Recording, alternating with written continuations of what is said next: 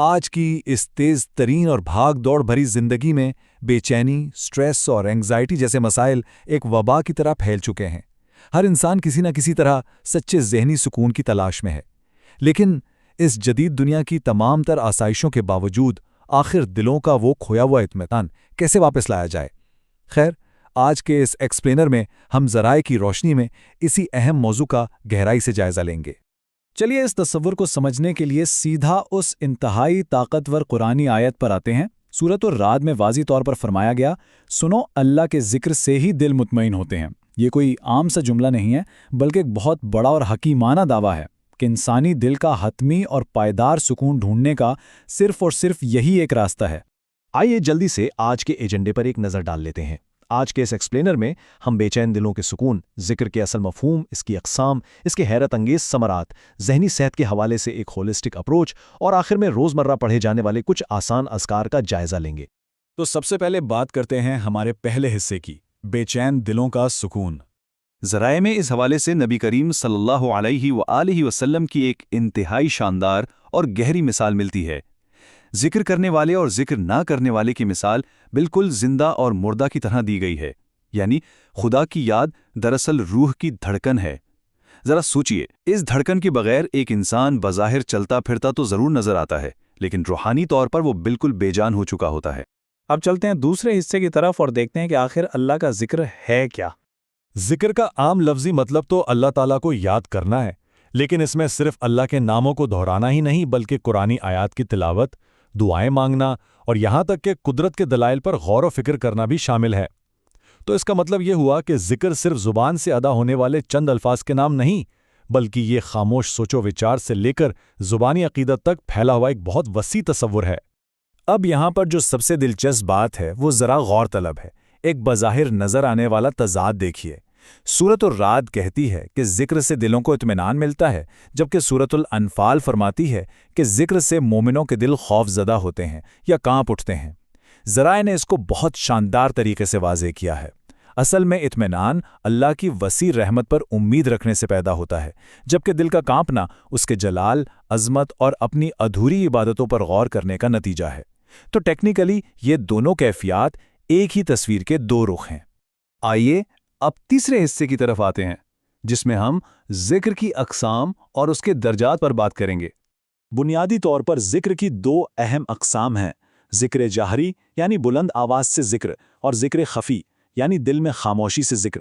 بلند آواز کا ذکر شیطانی وسوسوں کو دور بھگاتا ہے، اور جہاں تک آواز جاتی ہے وہاں تک کی اشیاء قیامت کے دن اس کی گواہ بن جاتی ہیں۔ دوسری طرف قلبی یا خاموش ذکر وہ ہے جو مسلسل جاری رہتا ہے، یہاں تک کہ دنیا کے کاموں کے دوران جب زبان خاموش بھی ہو، دل اپنی یاد میں لگا رہتا ہے۔ اور سچی میں ایک حیران کر دینے والی حقیقت یہ ہے کہ یہ خاموش قلبی ذکر 70 گنا زیادہ اجر رکھتا ہے۔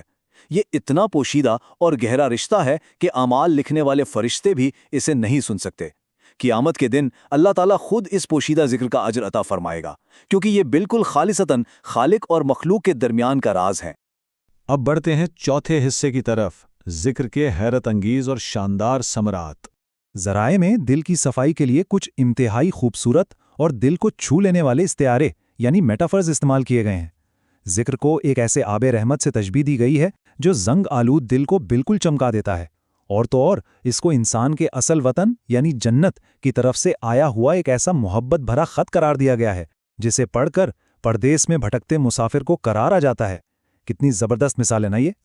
حافظ ابن قیم نے تو ذکر کے بے شمار فوائد کی ایک پوری فہرست بیان کی ہے۔ مثلا یہ عمل نہ صرف شیطان کو دور بھگاتا ہے، غم کو مٹاتا ہے اور خوشی لاتا ہے، بلکہ یہ جسمانی طور پر بھی طاقت بخشتا ہے، چہرے کو منور کرتا ہے اور یہاں تک کہ رزق میں وسعت کا باعث بھی بنتا ہے۔ دیکھا جائے تو یہ فوائد کتنے جامع انداز میں ہماری فزیکل اور ایموشنل دونوں کنڈیشنز کو بہتر بناتے ہیں۔ ذرائع ایک اور بہت دل فریب کائناتی منظر کشی کرتے ہیں۔ احادیث کے مطابق فرشتوں کی ایک مخصوص جماعت باقاعدہ ذکر کی ایسی محفلوں کو ڈھونڈتی رہتی ہے، اور جب انہیں ایسی کوئی محفل مل جاتی ہے تو وہ وہاں موجود افراد کو اپنے پروں سے ڈھانپ لیتے ہیں۔ فرشتوں کا یہ نورانی ہجوم زمین سے لے کر آسمان تک پھیل جاتا ہے۔ یہ بالکل اس خدائی صحبت اور مدد کو درشاتا ہے جو ذکر کرنے والوں کو ہر وقت میسر آتی ہے۔ अब आते हैं अपने 5वें हिस्से पर, जो कि आज के दौर में इंतहाई अहम है, मेंटल हेल्थ और एक होलिस्टिक अप्रोच। तो यहाँ एक बड़ा ही लाजमी सवाल पैदा होता है, क्या बेचैनी और डिप्रेशन जैसी आजमाइशों का वाहिद इलाज सिर्फ और सिर्फ रूहानियत या इबादत है? खैर, अक्सर यही गुमान किया जाता है, लेकिन हम इस एक्सप्लेनर में इस बज़ाहिर नजर आने वाले तस्वुर से थोड़ा आगे बढ़कर देखेंगे, ताकि जहरीली मज़बकात यानी टॉक्सिक पॉजिटिविटी से बचा जा सके। ज़हनी अमराज भी किसी दूसरी जिस्मानी बीमारी की तरह हकीकी और तकलीफदेह होते हैं। तो ज़राए के मुताबिक नबी करीम सल्लल्लाहु अलैहि वसल्लम का इस हवाले से बताया गया तरीक़ाकार बिल्कुल मुकम्मल और होलिस्टिक है। इसमें ज़रूरत पड़ने पर किसी माहिर नफ्सियात से पेशेवराना मदद हासिल करने की भरपूर हौसला अफजाई की गई है।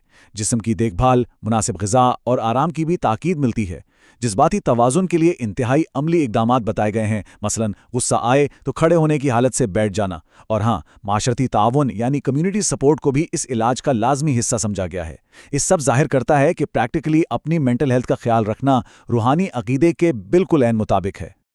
और अब हम अपने आखिरी यानी छठे हिस्से की तरफ बढ़ते हैं, जहां हम रोज़मर्रा पढ़े जाने वाले कुछ आसान अज़कार को देखेंगे।